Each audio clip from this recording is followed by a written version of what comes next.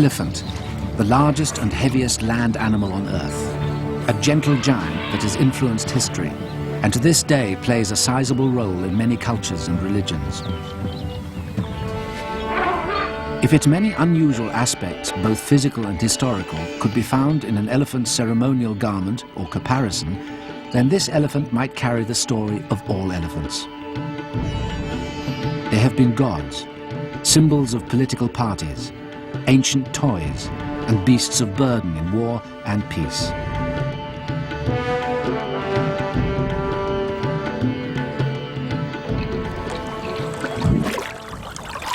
According to Rudyard Kipling's story, The Elephant Child, the elephant's trunk was stretched to its present length by a crocodile. Now the elephant wins the largest nose in the world contest by a little more than a nose.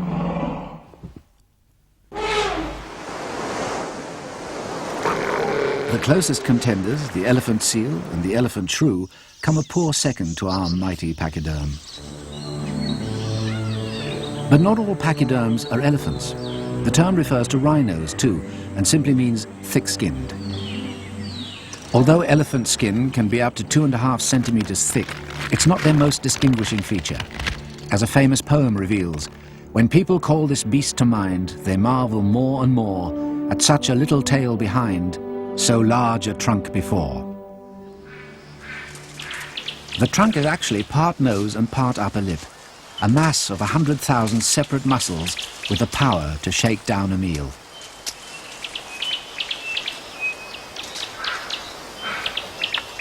And the precision to reap the rewards.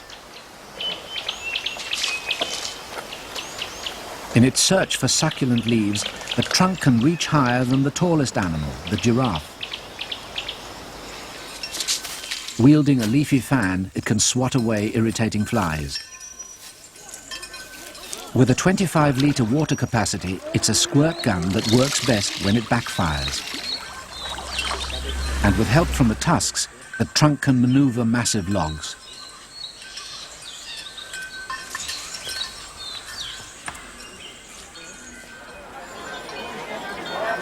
When it comes to the dexterity and power needed to move this temple in India, the elephant has a head start.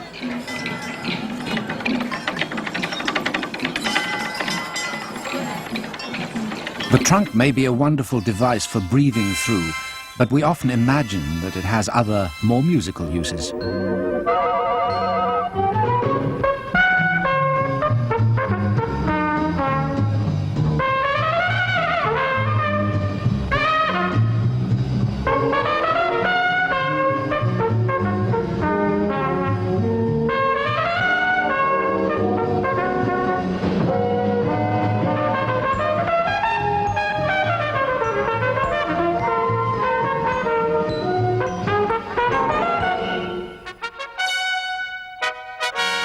Elephants belong to a family known as Proboscidae, animals with a trunk.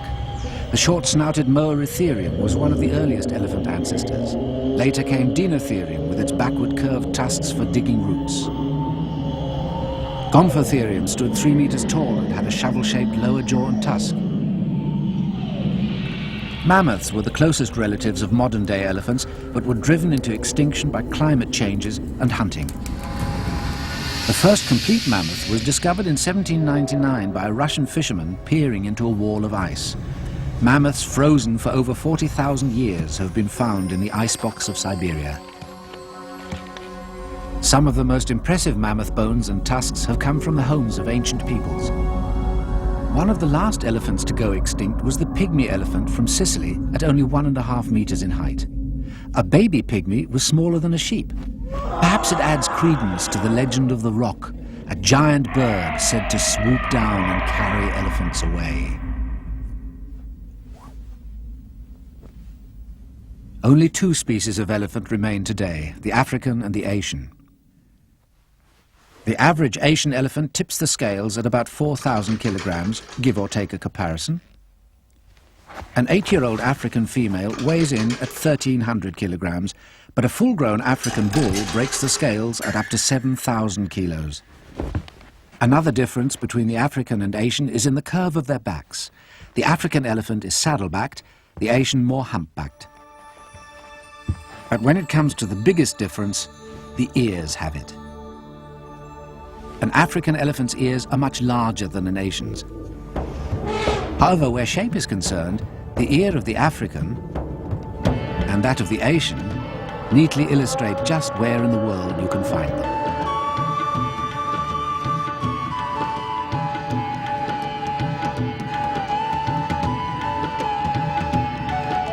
A lesser-known difference, but very significant, is in the grip tips, or fingers of the elephant's trunk. The Asian elephant has one triangular finger at the end of its trunk and grips by pressing this against the broad underside of the trunk.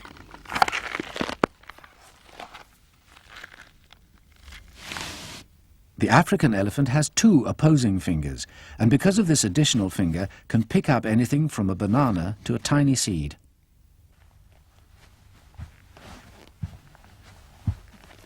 It can even turn the pages of its own story.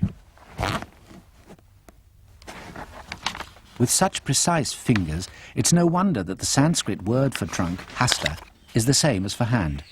And the Sanskrit term for the elephant means animal with hand. Elephants even greet each other with their trunks, their own version of a handshake.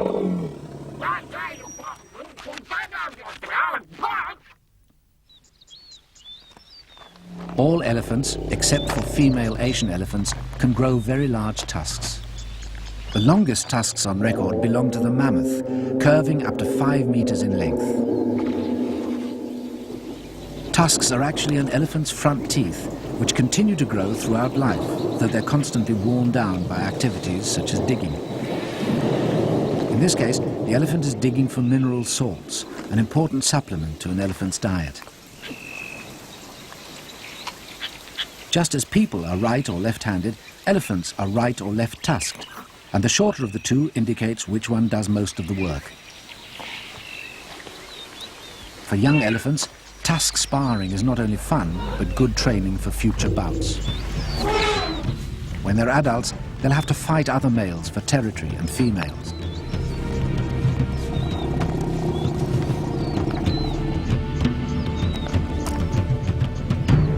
And tusks can be lethal weapons. Some fights between huge tuskers can end in death.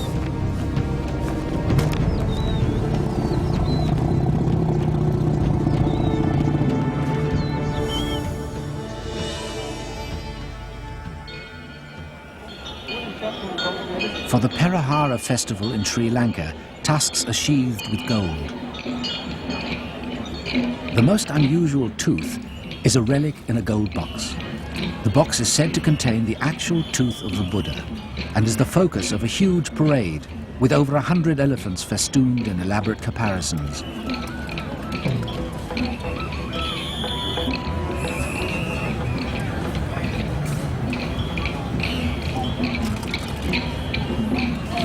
The festivities continue long into the night, illuminated by torches and the hundreds of lights and mirrors adorning the elephant caparisons.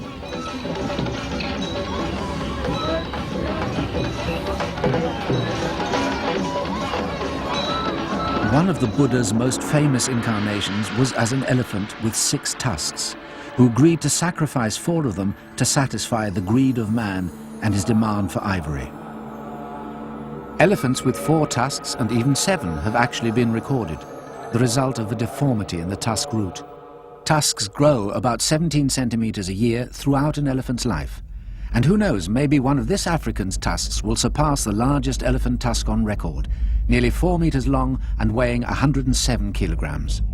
As well as inspiring awe, such tusks have also inspired greed. Why has elephant ivory or white gold always been so desirable? Ivory is easily carved.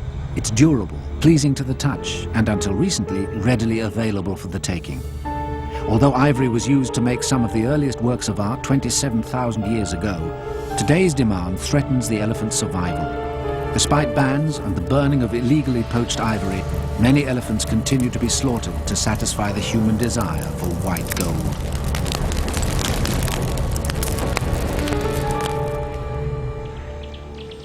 Humans have long been the greatest threat to elephants, while natural predators, even the king of beasts, pose little danger to the combined might of the herd. Every elephant likes to throw its weight around and protect its territory against trespassers. This youngster makes a game of it with some noisy minor birds.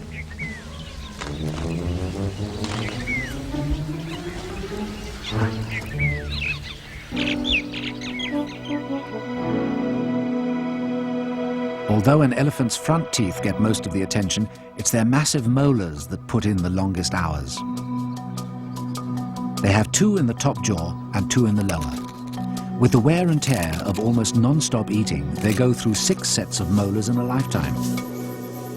These voracious vegetarians spend up to 3/4 of their day chewing, making them the biggest eaters on land. The poor quality of the foods they eat has to be made up for by quantity. An elephant gets through 100 to 200 kilograms of vegetation a day. Clearing dense woodland, they have been the biggest single influence in creating the open grasslands of Africa.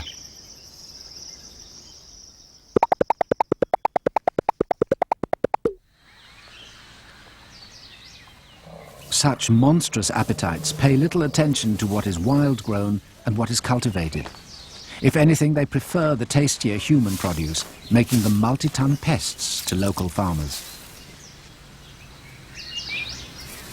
If a farmer's crop is as high as an elephant's eye, a real one, it can mean disaster.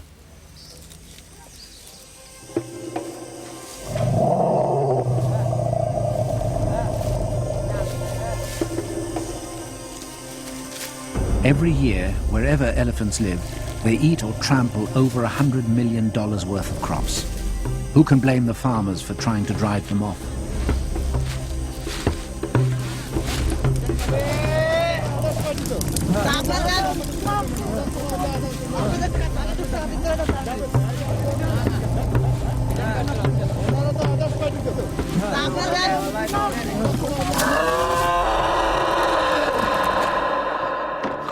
Elephants can be frightened away by fire and loud noises.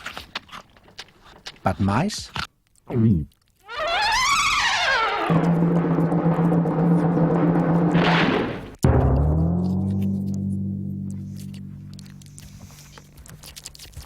Just an old wives' tale.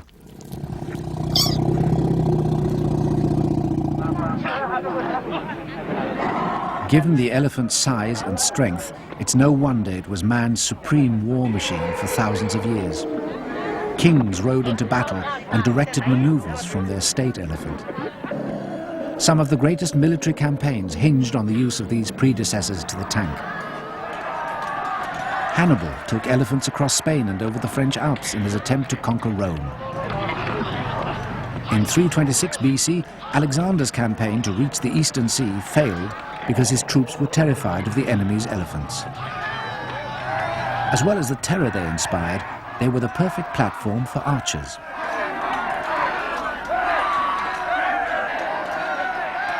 As warfare evolved, anti-elephant soldiers used torches and spears to panic the enemy's elephants, to turn them and send them stampeding back into their own troops.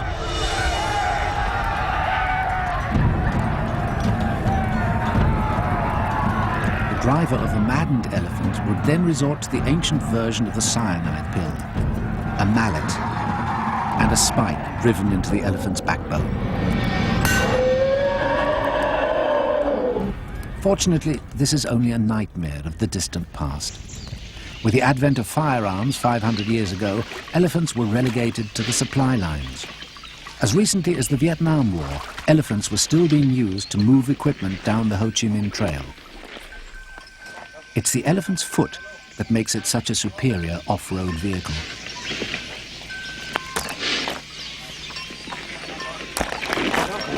As well as being equipped with the original non-slip tread, when an elephant's foot lands, it expands to distribute weight and, like a good tire, grips more of the road. The elephant actually walks on its toes, its ponderous footfalls cushioned by a great squashy pad. The largest animal to walk on tiptoe also has a skeleton up to the job. Like a bridge, the elephant's spine supplies the load-bearing arch required to support its weight. The legs provide such a sturdy base that an elephant can sleep standing up. Surprisingly, similar bone and tooth structures make the tiny hyrax the elephant's closest cousin. But hyraxes have never been known to enjoy a good game of soccer. At an elephant festival in Thailand, they love to show off their skills.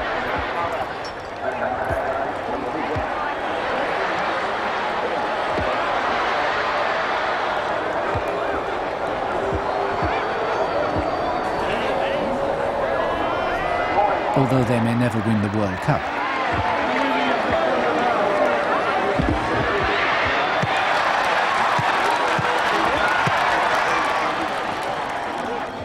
When Thailand was still Siam, the sacred white elephant dominated the country's flag and religious life as well.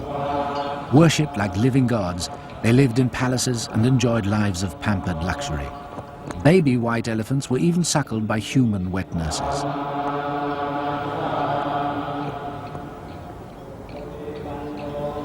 When a new temple was to be built, a white elephant was set loose to find the sacred site.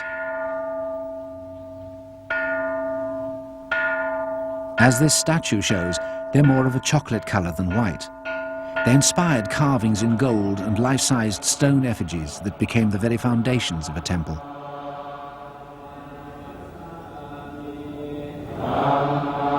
In ancient Siam, elephants were also used as executioners.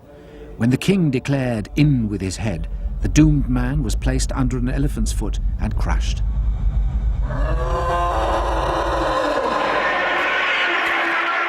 In the wild, elephants rarely kill people. A mother protecting her young can be dangerous, but usually she'll just keep her body between her child and any threat. Being overprotective comes with good cause. A baby elephant spends 22 months in the womb, over a year longer than a human baby.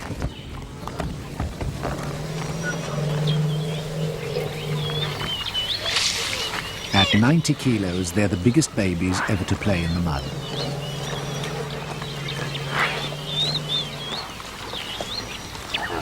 A baby's arrival is also important to the herd, which helps with babysitting and can offer a push when needed. With an average lifespan of 70 years, an elephant's childhood lasts as long as ours.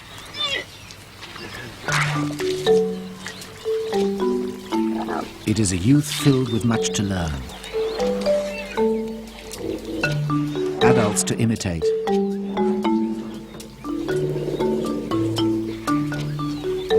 And lots of time for play.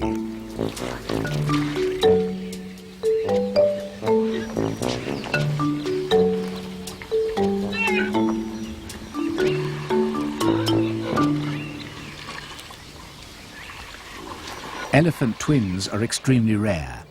They make up double the weight, they need double the milk to feed them, and they're double the trouble.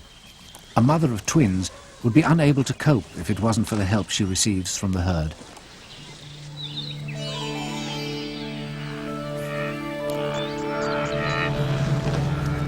Led by a dominant female, usually an old grandmother known as the matriarch, female elephants herd together in small groups of about 10, which also include calves of both sexes.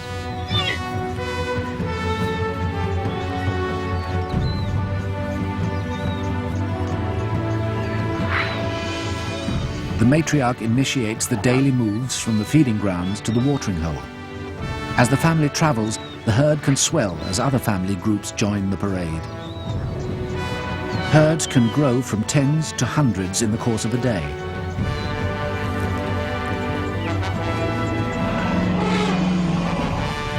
Being the oldest and wisest, and the one with the longest memory, it is the matriarch who knows best. Obedience to the matriarch is rewarded by her expertise in locating food, salt, and much-needed water.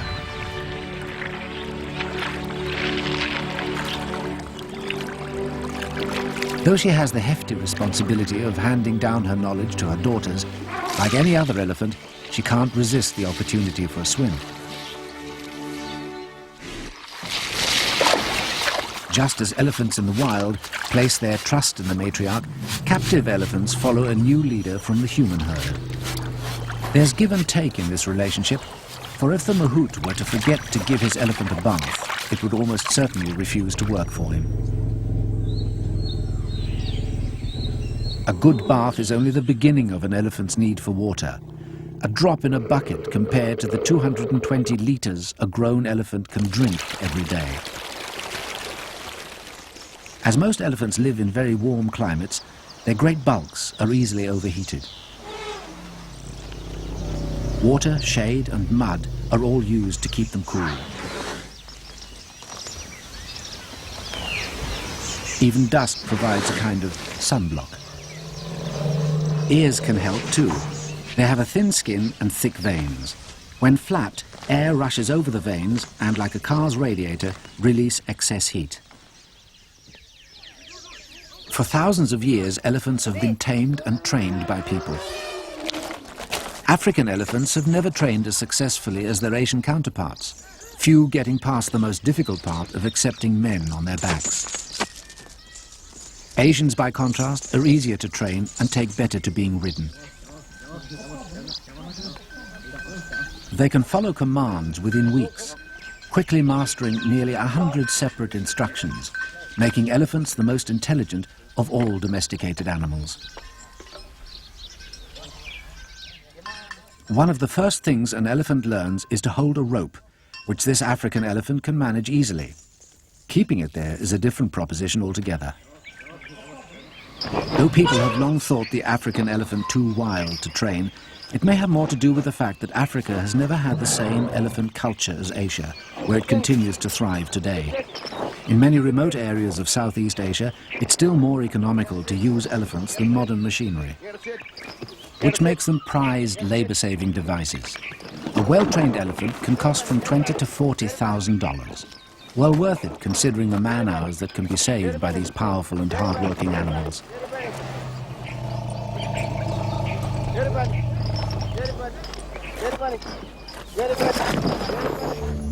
In the West, elephants have paraded into popular culture, from Baba to the elephants of the circus. Some have even played nannies.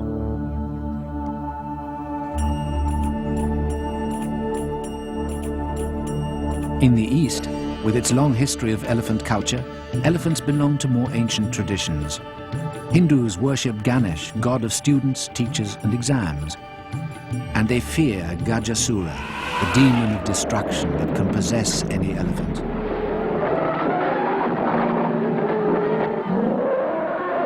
The destructive rogue elephant is very much a reality, but there is a reason for its dangerous behavior. Must, a glandular condition that affects bull elephants once a year. During must, they seek out females and may become extremely aggressive.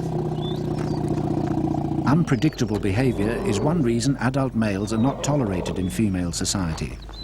Bulls may form loose herds, but they never approach the social complexity of the female herds.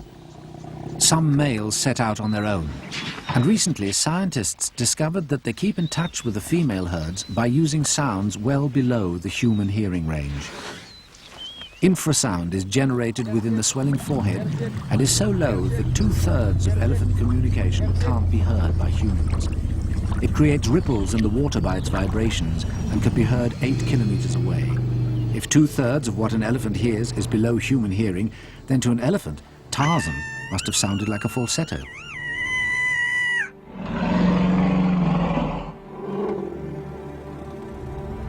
Though elephant sounds can be measured, their emotions can't. Observation of their behavior towards elephant remains, such as these skulls, suggests that they mourn their dead and experience a kind of grief. Such observations have contributed to the romantic notion of elephant graveyards. But graveyard sites are most likely the result of weary and dying elephants seeking the one thing that could support their tremendous weight: water. Over the years, the corpses may collect in one area, giving the false impression of a communal death site. Bones aren't the only thing that elephants leave behind. They're nature's greatest producers of fertilizer, with the output of a fully grown elephant reaching 136 kilos a day. What appears to be waste to an elephant is just the beginning for many plants, animals and insects. Baboons pick at it for undigested seeds. Francolins find a nest in it, with central heating no less. Dung beetles derive their name from it, and they're so devoted to it, a pile of dung can be more dung beetle than dung. Not a bad thing, since they take so much of it away.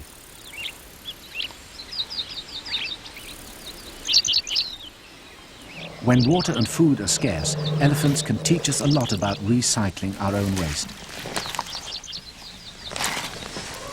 Providing the stuff of life for many dung-dependent species is only one of the services elephants perform for their community. Many seeds depend on elephants for dispersal and propagation. Everywhere elephants go, they transform and shape the landscape. They pull down trees, break up bushes,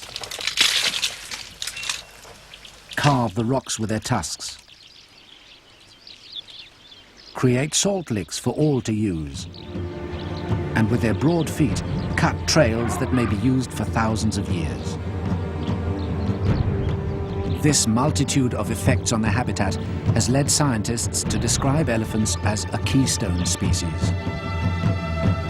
And like the keystone of an arch, if the elephant were removed, then the entire ecosystem of the vast African grasslands could collapse.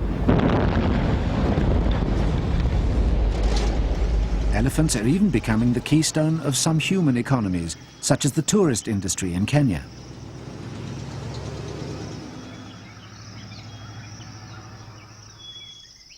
In providing a solution to human needs, the elephant performs a role it has long played in Buddhism.